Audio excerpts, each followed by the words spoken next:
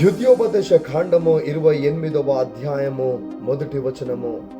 నీవు నీ దేవుడైన యెహోవా మాట శ్రద్ధగా విని నేడు నేను నీకు ఆజ్ఞాపించుచున్న ఆయన ఆజ్ఞలన్నిటినీ అనుసరించి నడుచుకొనిన ఎడల నీ దేవుడైన యెహోవా భూమి మీద ఉన్న సమస్త జనముల కంటే నిన్ను హెచ్చించును.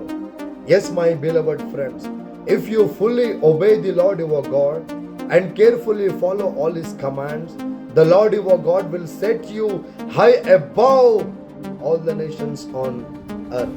Yes, my dear friends, if you would like to unlock amazing and unbelievable blessings from Heavenly Father, then the key is obedience.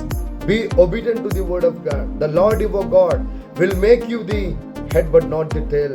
You will always be on the top but not at the bottom. Hallelujah. Amen.